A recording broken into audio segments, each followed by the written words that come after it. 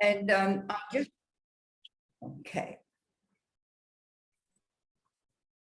Well, good evening for everybody. Oh, it's good evening with us, you know. It's 7 o'clock here in Israel. Yes, it's 6 o'clock with you. So it's early evening here with us.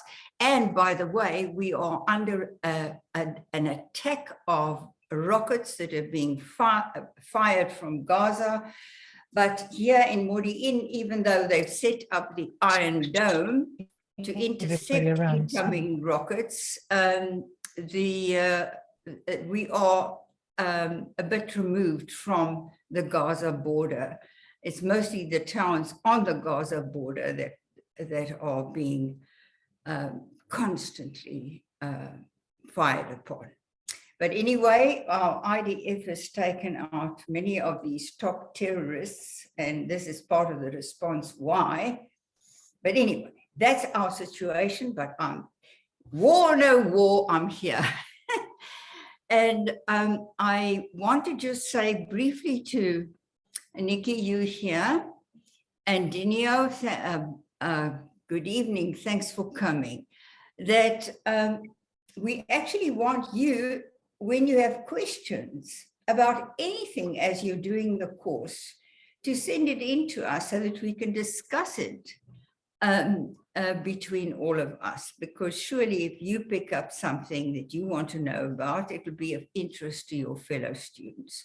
But without further ado, tonight we've got something very special, and I'm handing over the meeting to our darling Pan. Thank you very much. Excuse me reading off the paper. There's no ways my brain can work when people are staring at me. Okay, so I'm just going to share a bit about my life. I know that you've probably all seen the video already, but let me just do this. I was born in 1956, already possibly knowing that I was not wanted. My mother and grandmother had tried to abort me before I was born. In therapy in 2006, the therapist suggested that I may have retained some memory of that trauma.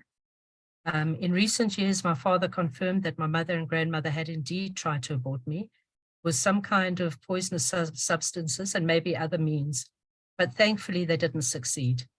My mother was 15 years old when she fell pregnant and had turned 16 when she gave birth to me. Her and my dad divorced shortly after my sister was born, 11 months after me, and my brother a year after my sister. My dad was 19 years old when he married my mom. He had no chance against the mighty power of my mother and grandmother's twisted and angry, abusive ways. My baby brother was taken away from my mother and placed with my dad and his new wife at some stage. And I'm sure my sister and I must have been heartbroken to lose him, but also grateful that he would be safe. During therapy, I had flashbacks of my mother's vicious attacks on me as a toddler. When I was a toddler, I was standing up in my cot with my hands holding on the edge. The contents of my nappy had leaked all over the cot while I was left alone for too long. And my mother was mad about it, as if I had deliberately done it to upset her. I was probably no more than 2 years old. The truth was confirmed some years later when my dad spoke about trying to rescue me from my mother's rage that day, and how my grandmother had stepped in with my mother to get rid of him. After my mother's divorce, my dad had moved in with my mother had moved in with one of her best friends. She started to call me by her friend's name, and I became Patty. My true name and identity was lost then, except for my Greek stepmother, who over all the years that she was alive consistently called me by my true name on our school holiday visits to the Greek family. And she included me as her own and made me feel for the first time a true sense of belonging. She was such a great mentor who gave me a standard for what a girl, a woman, and a mother should be. And I chose that way to grow up by. I wanted to be just like her and nothing like my own mother. My Greek stepmother showed me what I had been missing from my own mother. Without her, I would never have known that there could have been that kind of real connection that she gave to me. She wasn't huggy or loving in a physical sense, something my inner child has always craved for. but she included me in her kitchen work and taught me how to do all manner of other things, such as crochet, knitting, tatting, cooking, vegetable and herb gardening, etc. I felt nurtured and loved by such inclusion and connection. In contrast, I was severely abused by my own mother, emotionally, physically, and even sexually. As an epileptic, she was in and out of hospital, and as a violent abuser, she was in and out of Ingashini Psychiatric Hospital in Zimbabwe, whilst my siblings and I were in and out of St. Gabriel's Children's Home. And I was also placed in foster care on one occasion because I wasn't thriving in the children's home. At a very early age, I became a little mommy. I believe I missed my childhood completely and had grown up very quickly. I became a nurturing caregiver, not only to my siblings, but also to my mother, who was so often ill or drugged on epileptic or psychiatric medication.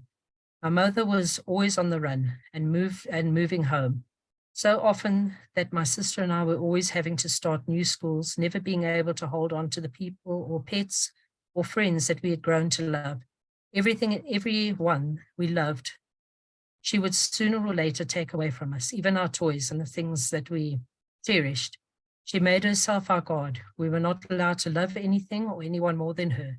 We weren't allowed to show our own emotions for fear of triggering her wrath and being beaten senseless for it.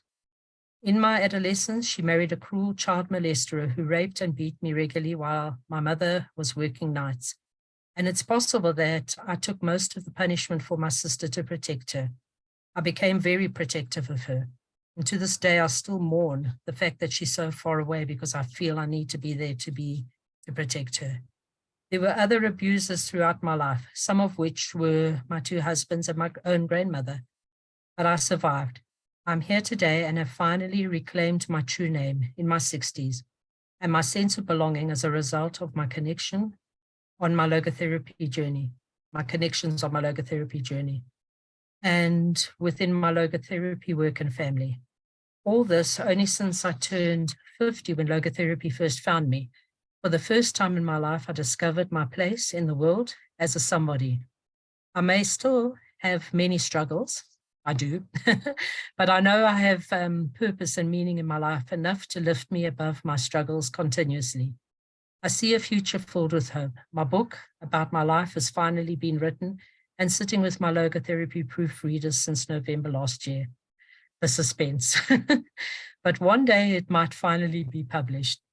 Despite all the suffering of my past and the unshakable sadness that has lived in me for as long as I can remember, and even the struggles of living with and constantly having to deal with dissociative identity disorder, I often say I have lived a charmed life. Life never abandoned me, and I have felt a connection with heaven since my early childhood. I know that I have friends in heaven, and I believe that I have been sent many signs to prove heaven's presence with me. Even when earth felt completely unbearable, heaven has been with me and has brought me to this place. I am grateful to life beyond words to even be able to express my gratitude adequately. My eyes often well with tears when I experience those moments when I feel overcome with this gratitude.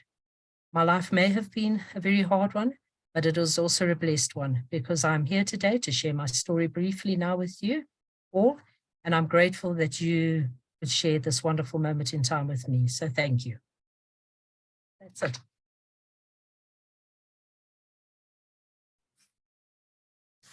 Let me just start our feedback to Pan, or our observations, by saying Pan is such a powerful figure and so valued in our logotherapy midst because she is such a living example of all the principles that are being taught in logotherapy. The most outstanding one being what Frankel called the unscathed human spirit. That is incredible that Pan throughout her life felt connected in some or other way to a higher sphere, to life being present with her, and not abandoning her despite everything that she'd gone through. And it really is that pure spirit of innocence that would look for meaning in life that sustained Pan. Just think how her spirit showed itself even at that early stage in becoming a mother to her sibling, and even to her mother. My word, it's absolutely astounding. Even though her pathology had forced her into 2 abusive marriages, still the struggle went on. It was a struggle, and here is where logotherapy is so incredibly powerful, and why Pan is such an example for us as to how to deal with our clients.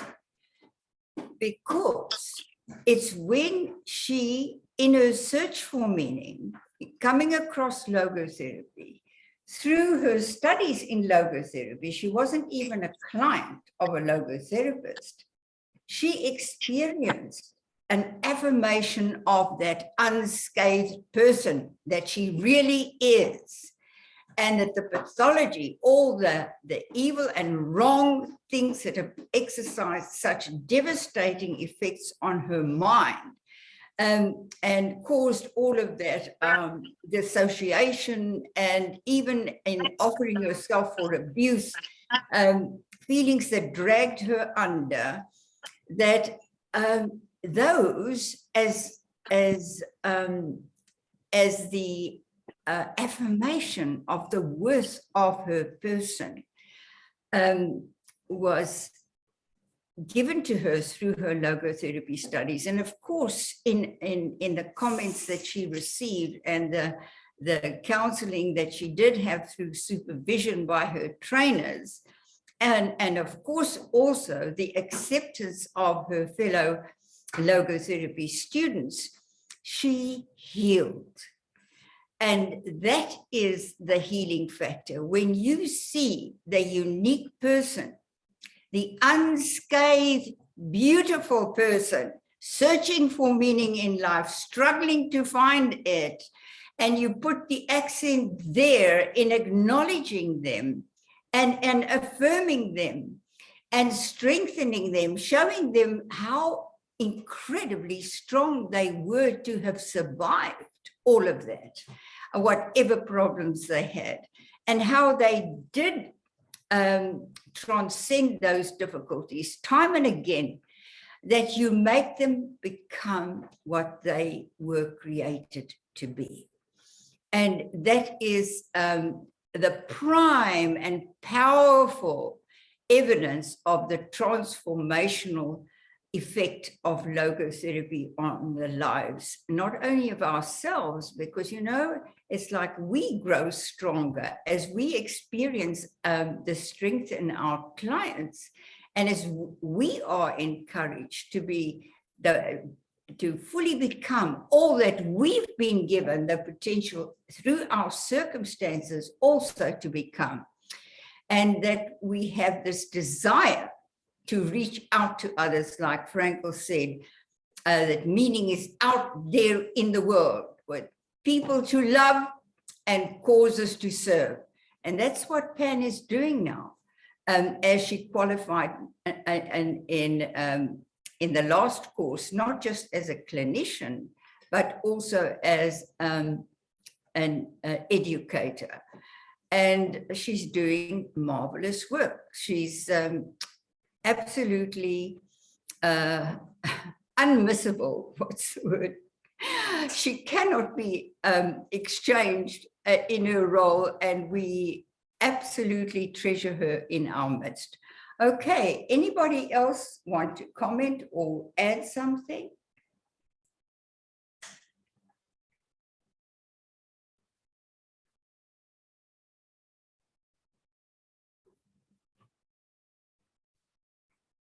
Maria, can you hear me? Yes, please, Great. Carol. I wanted to add something, Pan, because I haven't heard your full story before today. I mean, I've obviously heard bits because we've been friends for a long time. what really has always struck me about you is your capacity, despite all that, to choose to love. That there's just no end of love that comes from you for all of us in every situation. And I wanted to acknowledge that. Yeah, that is an incredible feature that I think we should all consider, because here's another great truth that has been unearthed in logotherapy, that in the very area of our suffering, a unique skill and ability, insight and understanding develop that actually make for a future mission in life. Because where you have suffered, you can empathize with others in a similar situation like nobody else can who have not gone through those particular circumstances. And to me, it is, Carol, thank you for picking that up, because I'm always astounded by Pan's ability to love and how much she loves. I mean, you know, we switch from giving our courses at UNISA to offering them through the Institute. And if I compare how the students complained at UNISA that they couldn't get through to the secretaries, and that they had to phone, or their assignments got lost, and they felt they weren't dealt with at the threshold of entering into logotherapy by those who should have been more responsible. But in contrast, our students have just warmed to Pan, the kind of outreach that she has. And I think Nikki and Judith and Dinio can all attest to the fact that she was there for them. And not just there for them, particularly interested in who they were.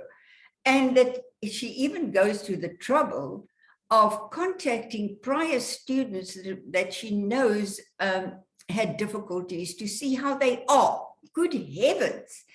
That is certainly not an ability I have. I love, but I haven't got that capacity and that great need to reach out to anybody in stress or in suffering.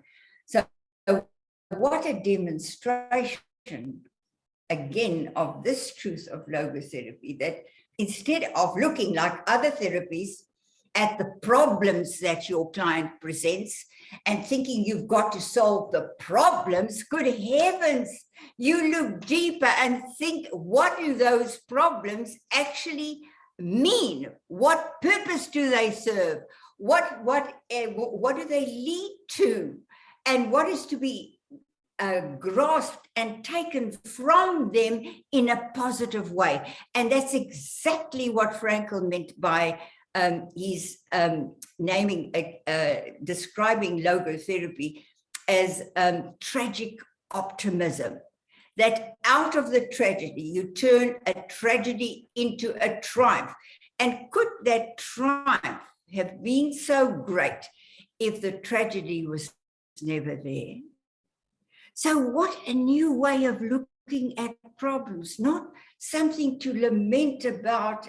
You feel greatly and deeply for your client in their distress, but you don't look upon them as victims, as, you know, as patients that got to be given medicine or certain techniques to be used on them to get them on their feet again. In fact, you see them as being on their feet. And that is the strength that you zoom in on. And then from that vantage point, they can look with you at their problems, not as problems, but as challenges. Challenges. Look what Pan did. What the role model that her Greek mother set there for her, that is what she decided to be. So absolutely contrary to her own mother. That what she missed out in mothering and in loving and being loved, she chose the exact opposite of that in being there in a loving way for others that she can't stop loving, and she can't give enough attention to.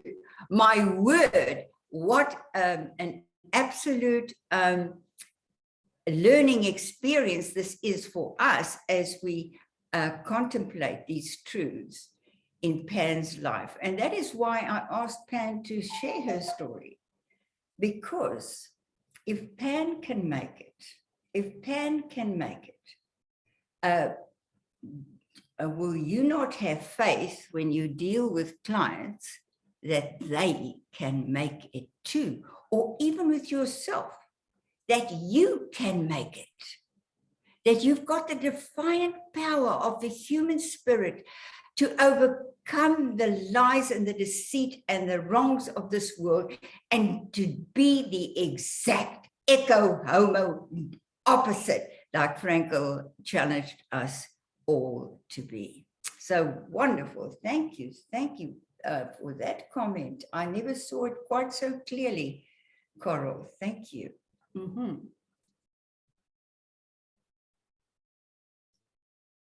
Hi, Terry. It's Hi. Dineo. So, everything that you said, I'm in total agreement. And, I vouched for Pan over and over again.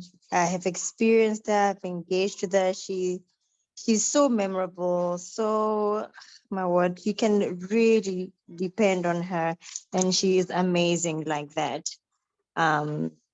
Funny enough, actually, from a childhood point of view, our stories are a little bit similar, but yeah, I think that's a sharing for another day from my end. So just to echo on the part, Terry, when you say that then, having a background like this and a childhood like this, you start then being better than the person who was supposed to give you and nurture you, in this case, like the mother example. I have also recently come to an understanding that seeing that us people that have had trauma in childhood and are now bettering that, flipping the script, breaking the generational curse, cutting the chains. We are now the best example for our own children, So what lifts my head every day is the fact that my son is going to say one day, I had such a strong mother who always nurtured me, who always set a great example for me, a role model, taught me this, that, unlike what we can say about our past, which is the good thing. That's the, that's a desirable result, to say that then we are setting a better example for our children. And I think for me, that keeps me going, So I just thought to share that now we are doing it for the betterment of the next generation, and hopefully they won't, of course, they won't then have their struggles that we had coming up in our lives. Thank you so much.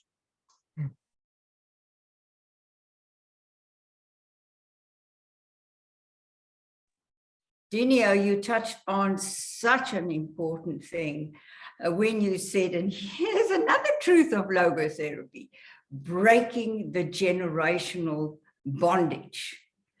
That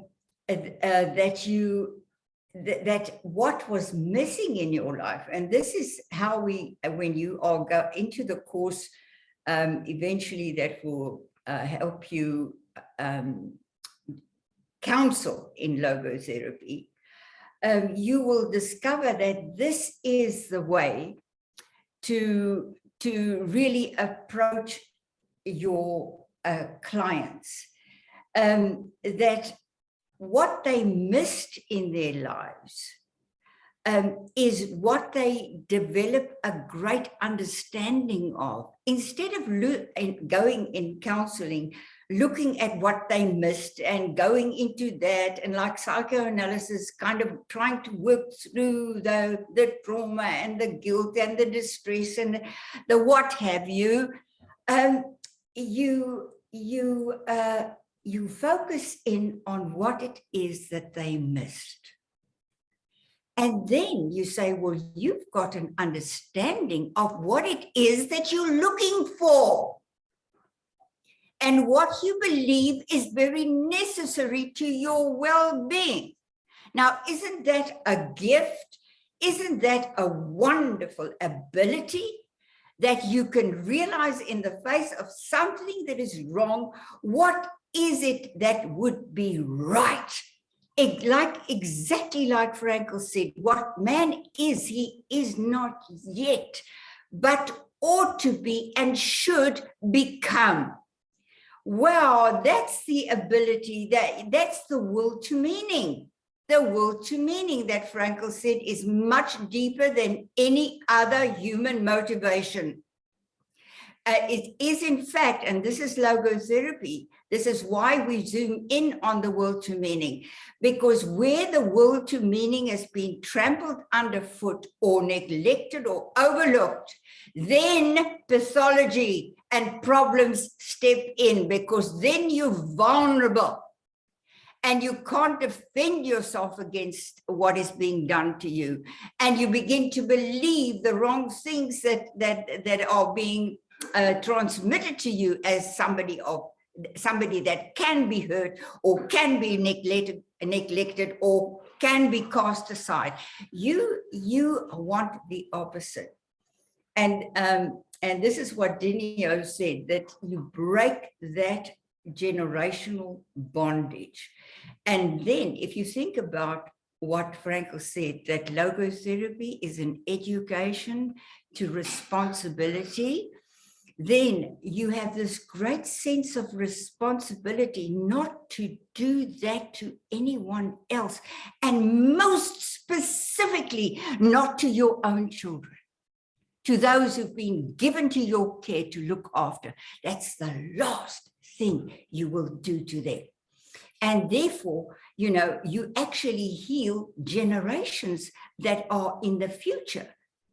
And we can really, I think that is a subject that we should explore in a future meeting, because it's very, very fundamental to logotherapy, the power of healing by someone who has been healed. That they have a greater power than anybody that has not really suffered that much and didn't have to climb such mountains of struggle and difficulties to find their peak, to find that transcendent look on their own life. Boy, can they go down into the valleys to help people up their own mountain of difficulties. So thank you for that, Danielle. That was a terrific insight on your part. Thank you.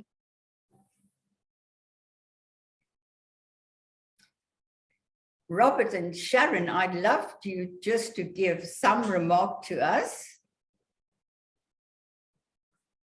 Whatever struck you. Teria, I'm not sure how well you can hear me. Yes, we can hear you well. Because my internet connection is not great. I did put a little comment in the chat. Oh, sorry, I didn't see just that. To say, to Pan, that I am in awe of her indomitable spirit. Oh. And that really stands out to me, and that how she's such an exemplary example of transcending suffering and turning it into meaning. And that, and how her hope, just a hope for her future, or for the future, how that stands out. How I think for me it makes me reflect, on if someone who has experienced what Pan has shared with us through her life and how she can stand in the face of that suffering with hope for the future, then what a wonderful example she is to others, and that how, one is to internalize that even for ourselves in our own lives, as well as to take that forward, to see that there's always hope, no matter what, there's always hope. This is why I love comments from different people, because Sharon, you highlight a different aspect again. And you called her spirit what is that word? Abominable. Hey. Indomitable. Yes, abominable. What a description. And because what does that say? That whatever is wrong and evil, hurtful and distressing, those things do not have the power to damage the human spirit in any kind of conclusive way. We can have a whole discussion just on that in for example, the Job story, where God challenged Satan as the personification of evil to do with Job just what he liked, but he would not be able to touch Job's spirit, which is what triumphed in the end. So thank you for that. And another thing you said, which we can also have a complete discussion on, is what happens if that spirit is awakened. The future opens up in terms of hopefulness, because pathology closes us in, and it's like the curtains are drawn and we cannot see beyond our problems and our distresses. But once the windows open, we see into that future, and the future invites us. This is actually the definition of hope, that there is a future beckoning me. Yes, Pan, you wanted to say something. I think our time is running out, Taria.